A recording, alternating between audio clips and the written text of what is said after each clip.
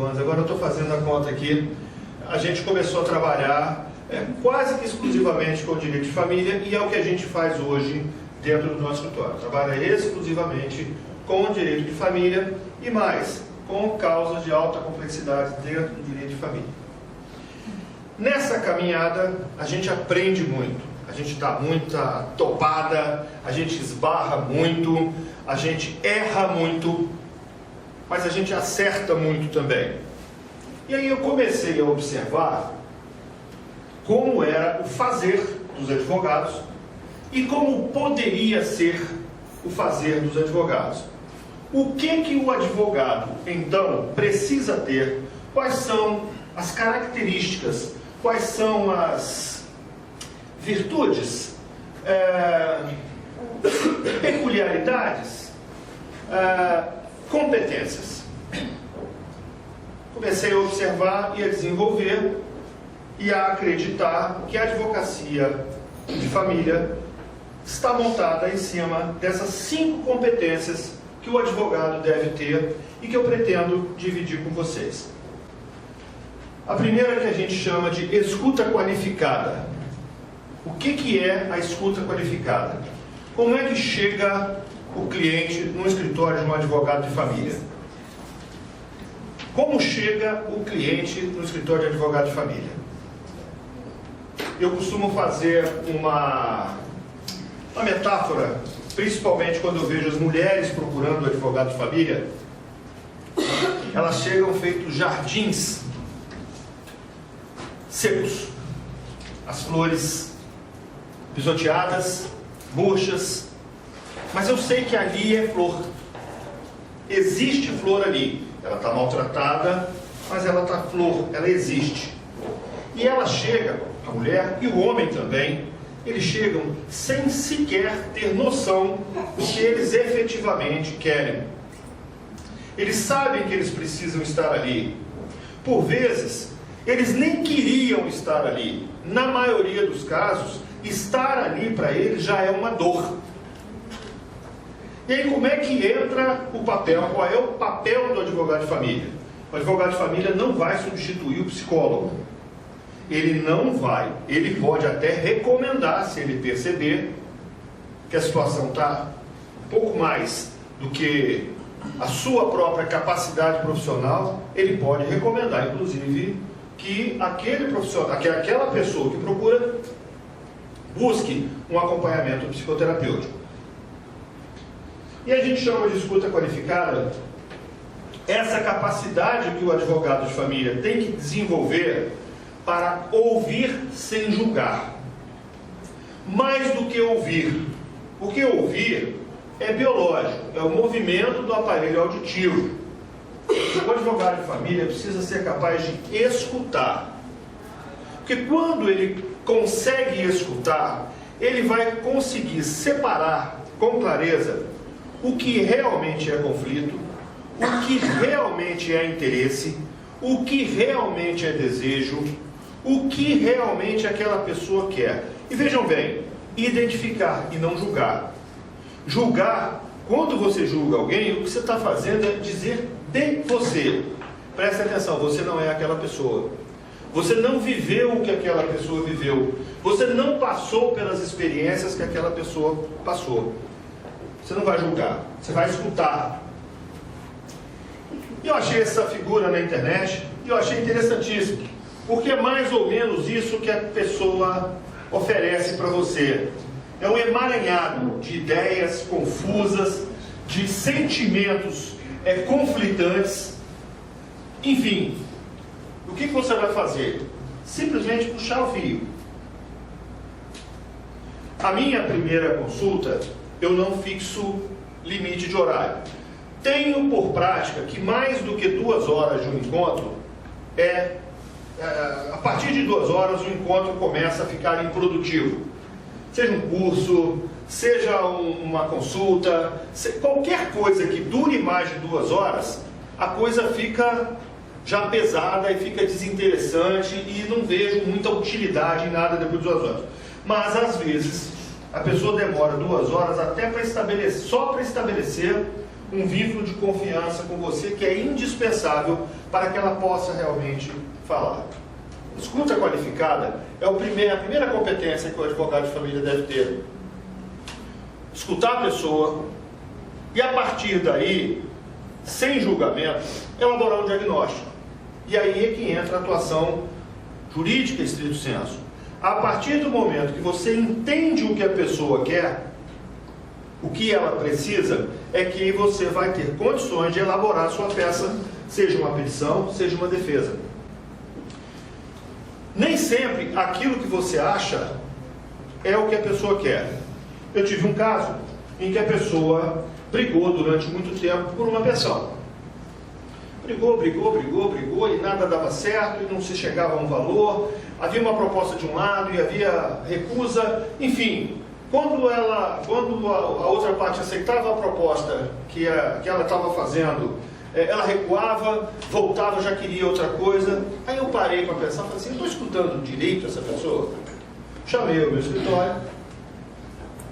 Vamos lá, diga aí, isso, fez uma série de perguntas. E eu identifiquei a seguinte situação. O alimentante não tinha a menor condição de pagar absolutamente nada. Ela estava extremamente insatisfeita com a vida aqui e já tinha toda a família se mudado para Portugal, só tinha ficado ela por conta daquela briga. A única coisa que ela queria na vida, que o pai autorizasse a viagem da filha com ela. Eu devo ter prejudicado essas pessoas alimentando um conflito por pelo menos 6 meses. Só precisava de uma assinatura num papel. E o pai, alimentante, também queria exatamente a mesma coisa. Identificar, escutar, ter essa escuta qualificada é a primeira competência que o advogado de família deve ter. E aí entra a segunda.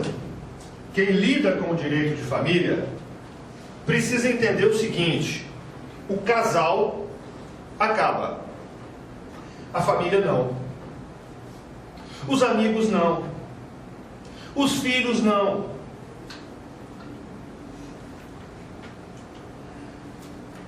O casal pode ter suas desavenças, o casal pode ter os seus desentendimentos, mas o filho que está ali não tem absolutamente nada a ver com isso. Eu costumo chegar, às vezes, em determinada situação, no domingo, no almoço de família, ir para a casa da minha sogra e ela separa para mim a melhor comida. Ela faz as comidas que eu gosto. Ela cuida de mim, ela brinca comigo, ela, de certa forma, me dá muito carinho. Ela é minha sogra. Se, eventualmente, eu me separar da minha esposa, por que é que eu tenho que arrumar uma confusão com aquela pessoa que cuida tão bem de mim? Eu não preciso ficar inimigo. E os clientes de vocês, senhores, também não precisam romper com a família. Aliás, não devem. Uma frase que a gente vem repetindo há quase um ano dentro da Comissão de Direito de Família, dentro das lidas familiaristas aqui no Estado do Espírito Santo, é: o fim da conjugalidade não significa o fim da parentalidade. O exercício da paternidade e da maternidade prossegue para além do casamento. Não termina com o divórcio. Muito pelo contrário. O casal acaba, a família não. Se vocês não conseguem entender isso, por favor, não façam advocacia de família. Não façam. Vão fazer outro ramo. Tem muito, o direito é vasto demais. Tem N ramos aí. Se você não consegue perceber que mudou aquela situação pré-2010 e que hoje você não precisa apontar a culpa para o fim do casamento, você não está com condições de conduzir um processo de família, porque é duro, mexe com sentimentos, mexe com valores íntimos. Fazer outra coisa, tem muita coisa legal onde a sua vocação, a sua habilidade possa... Se você não consegue entender que o casal acaba, mas a família não, talvez seja uma boa mudar de área. E para isso, a gente precisa lembrar sempre do seguinte: triunfo é diferente de sucesso. Hoje nós discutimos numa audiência que eu fiz, uma audiência longa que eu fiz antes de vir para cá, e eu dizia para a juíza e para o Ministério Público que intervinha naquela audiência: eu sou contra sentença de mérito em vara de família. Então, enquanto a gente puder trabalhar para que as partes componham, é melhor para todo mundo. E por quê? Porque quando você tem uma sentença de mérito, o que você está fazendo é delegar ao Estado dizer que horas o seu filho deve ir para a cama e qual é a cama que ele deve dormir. Os pais têm essa função, essa missão. Chama-se poder familiar. Quando você permite que o Estado disponha sobre isso, você está terceirizando aquilo que há de mais sagrado.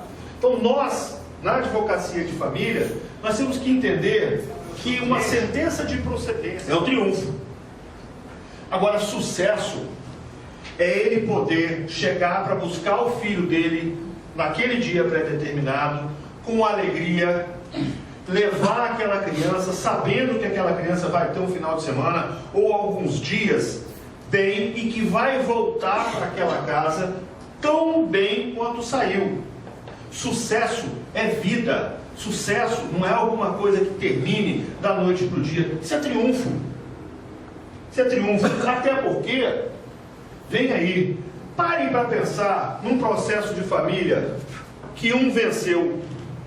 O que acontece quando um vence num processo de família é que o resto da família perde. Qual é a vantagem, então, de uma sentença de mérito procedente, se na verdade ela pegou toda aquela família ali e de certa forma atropelou? Se ela fez mais mal do que bem? A advocacia de família é diferente. Esse comportamento que a gente tem nas faculdades, ganhar, vencer, sentença de mérito, procedência e tal, não se aplica ao direito de família. Por quê? Quando um ganha, o outro perde. Doutor, então o senhor está dizendo então que a gente... Não. Nós, como advogados, temos sempre que ser intransigentes na defesa dos nossos clientes. Agora, sempre com foco nisso aqui. Nós não vamos brigar por um triunfo do nosso cliente. Nós vamos brigar pelo sucesso do nosso cliente. Tá? E aí entra o terceira competência do advogado de família. Coragem para estudar outras áreas do conhecimento. Sabe por quê? A família é grande demais para caber só nos livros de direito. Se a gente não tiver noção de sociologia para entender como é que funciona aquele grupo social onde aquela família está inserida, nós não vamos entender os movimentos daquela família.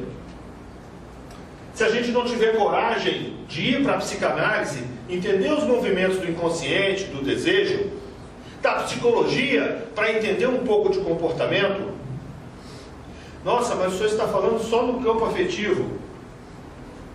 Como é que a gente faz um imóvel numa partilha?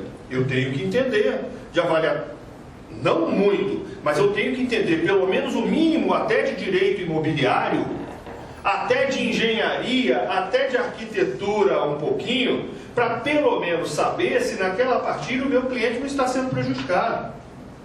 Eu tenho que entender minimamente de economia quando eu faço uma conta para fechar o valor da necessidade. Quando a gente fala do cálculo dos alimentos, necessidade e possibilidade, eu tenho que ter pelo menos noções básicas de economia e contabilidade para fechar a conta da necessidade, para mostrar ao juiz ou até para negociar um valor com a outra parte.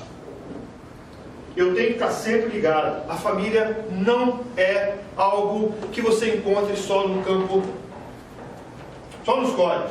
Até porque, se os senhores prestarem bastante atenção, verão que recentemente as maiores inovações e os julgamentos mais inovadores no nosso ordenamento jurídico, principalmente no âmbito do Supremo Tribunal Federal, saiu da advocacia familiarista. E saiu da advocacia familiarista, por vezes, atropelando ou passando por cima, e eu diria, melhor, e depois vou falar um pouco sobre isso, interpretando corretamente determinados dispositivos legais, até contra a sua própria literalidade. Tá? como é o caso do próprio artigo 226, aquele julgamento de 2011. Quarta competência que eu destaco: entender que a família é a célula-mãe de uma sociedade mutante. Skinner, vamos aí para a psicologia, para o behaviorismo, falava do comportamento operante, por isso eu uso esse símbolo. O homem atua no ambiente, que atua sobre o homem, que modifica o ambiente, que modifica o homem, que modifica o ambiente, que modifica o homem. Isso é o comportamento operante. O filósofo vai dizer: ninguém se banha duas vezes no mesmo rio. Tá? Então, quando a gente fala que a família é a célula-mãe, a célula-máter da sociedade, a gente está dizendo o seguinte: existe uma matriz. Só que essa matriz não é fixa, estática. Ela está em constante mutação. Nós não temos como avaliar a família de hoje tomando única e exclusivamente como molde a família dos nossos pais e dos nossos avós. Nós podemos pegar os princípios que regiam essas famílias, mas não adianta copiar o modelo. Sabe por quê? Não tinha Netflix naquela época. Na hora de ver televisão, você não pegava do seu celular e ativava o YouTube para ver o Dr. Zé Eduardo falando no canal Questões de Família, não.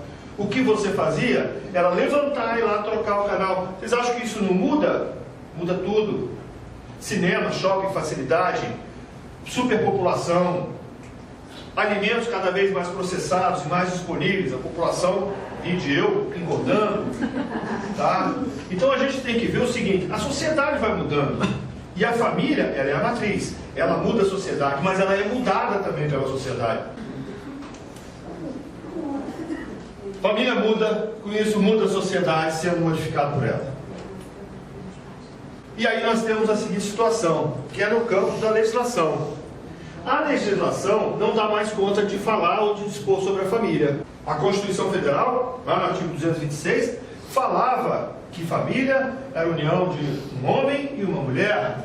Vem o advogado familiarista e diz o seguinte: esse homem e mulher aqui precisa ser interpretado conforme todo o conjunto. E aí vem o ministro Carlos Aires Brito e diz: não, a expressão homem e mulher aqui não é bem assim, tem que ser interpretado, e, enfim. E hoje nós temos as uniões homoafetivas completamente não estão legalizadas, porque ainda não foram normatizadas, mas isso é uma outra história. Mas enfim, não dá para a gente ficar mirando só no código.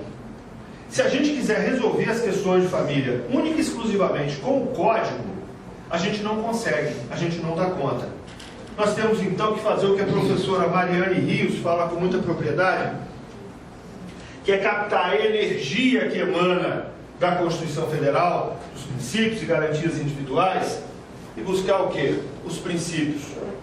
As soluções no campo do direito de família, via de regra, estão muito mais nos princípios do que é estudar, é lembrar que as relações familiares são muito maiores do que os livros de direito. É ir atrás, é não ter medo de pesquisar. Vejam bem, durante muito tempo, o direito de família foi visto como um sub-ramo do direito civil. Não é sub-ramo do direito civil. Para mim, direito de família é um ramo próprio, com regras próprias, com princípios próprios, com bibliografia própria. Valorização do advogado, que todo mundo fala, às vezes, como vamos buscar a valorização. Valorização do advogado de família, para mim, é isso que está sendo feito aqui hoje. É a gente mostrar a importância que tem o advogado de família diante da sociedade. Mas não é aquele advogado de família que vai para uma audiência para depenar o outro, ou que só pensa com viés patrimonialista. Doutor, o senhor está dizendo que o viés patrimonialista não é importante? Não estou dizendo isso. Por vezes o viés patrimonialista é substancial para que você alcance paz e até o próprio sucesso. Nós precisamos de dinheiro para viver. Então não tem essa coisa de bancar o bonzinho e entrega tudo. Não. Brigar por uma divisão justa na partilha é garantir, inclusive, o sucesso, a sobrevivência e tudo aquilo que envolve depois. Os princípios estão, como eu disse, se eu admito que a sociedade é transformada a cada instante, e a família transforma a sociedade a cada instante, nesse círculo que eu mostrei para vocês, o processo legislativo não acompanha essa velocidade. Então, se o advogado de família não tiver coragem para estudar outros campos do direito, trazer para o juiz a realidade, não vai dar não. E aí entra o quinto, que é simples: não ter medo da internet, não ter medo da tecnologia. Eu brinco dizendo o seguinte: o Facebook, as redes sociais, mas o Facebook, melhor amigo do advogado de família. O Instagram, então, é uma beleza, tá? Porque a gente percebe as divisões. Se você quer ver como é que está a teoria da aparência, que é muito utilizada até para cálculo de alimentos, vá no Instagram do cara. Todo mundo é lindo e rico e come bem no Instagram, tá? Então vamos juntar aquelas fotos. Você sabe por quê? Porque é mesmo. Recentemente teve um juiz que negou, indeferiu uma justiça gratuita, né? Com base exatamente nas redes sociais. O professor Rolfo Madaleno trouxe para nós, no campo de direito de família, e ele trabalha muito com isso, a questão das fraudes e tal, da desconsideração da pessoa jurídica, mas também a chamada teoria da aparência. Ora, nós temos um problema grave no nosso país, chama-se sonegação. O senhor está falando de direito tributário? Eu vou dizer para você o seguinte: o direito tributário está intimamente relacionado com o direito de família. Você sabe por quê? Como é que é feito o cálculo de alimentos? Necessidade e possibilidade. Qual é a possibilidade? Geralmente a renda. Não é isso? A renda subtraído as despesas que aquela pessoa tem para a própria manutenção ou eventualidades. Pela nossa legislação, aquilo tudo, toda essa radiografia aí estaria no imposto de renda da pessoa. Eu duvido vocês acharem 10 casos assim, onde está tudo no imposto de renda. Não acha, porque não está, porque o brasileiro, nossa cultura, essa questão da fraude e da sonegação. A sonegação, ela vai interferir na hora do arbitramento da pensão alimentícia. Por quê? Porque se você tivesse o imposto de renda como alguma coisa confiável, a fixação da pensão era molinho, mas não tem. Então sabe o que você tem que fazer? Presumir a possibilidade de fraude, com base na nossa própria cultura, e partir para as redes sociais, Big Data. Contrate empresa de Big Data, é muito mais barato que contratar um investigador para tirar foto em porta de motel, como eles faziam antigamente. Entendeu? Tem que ir atrás, pesquisar, futucar e mostrar para o juiz. Seu juiz, ele está dizendo, hoje eu tive o cara empresário, ele me traz um Prolabore de R$ 1.600. Queria me mostrar como prova de que ele só ganha R$ 1.600. Mercedes dele estacionada lá no fórum. Adivinha quem, quando passou, viu que era ele estacionando, tirou a foto e levou para a sala de audiência? Claro que quando eu cheguei lá dentro, e ele veio com os R$ 1.600, peguei aquela fotinha no celular e empurrei assim para ele. Ele me empurrou o contra-cheque, eu empurrei a foto da Mercedes para ele. Ele não gostou, não sei porquê. Então, enfim, a internet pode ser um bom aliado do advogado de família. Então, olha só, isso aqui, esse aplicativozinho aqui, Evernote, tem paixão por esse aplicativo. É um bloco de notas que você consegue colocar até, se bobear, esses slides aqui nele, foto, você se organiza, YouTube, enfim. Minha esposa tem usado o YouTube porque mudou tudo. Como eu disse, mudou tudo. E aí a gente Antigamente, o dever de casa do nosso tempo, do meu, né? Vocês são novos, mas os deveres de casa, você não. Os deveres de casa do nosso tempo, do meu tempo, eram extremamente fáceis, perto do que os meus filhos aparecem hoje. Eu olho para aqui e falo, pelo amor de Deus, não dá para mim. Aí o que a gente faz? Vai lá para o YouTube que tem um tutorial, entendeu? Então é isso, as redes sociais, a internet, programas de acompanhamento de processo, agendas eletrônicas e tal. Tem programa para tudo hoje, não tenham medo, usem a internet, as redes sociais, tenham isso como aliados. É o que eu tinha inicialmente para passar para vocês, e eu quero fazer também um convite a vocês. Eu estou ministrando um curso inteiramente gratuito, um curso online, inteiramente gratuito sobre alimentos, alimentação alimentícia, completo, vai ser um curso completo.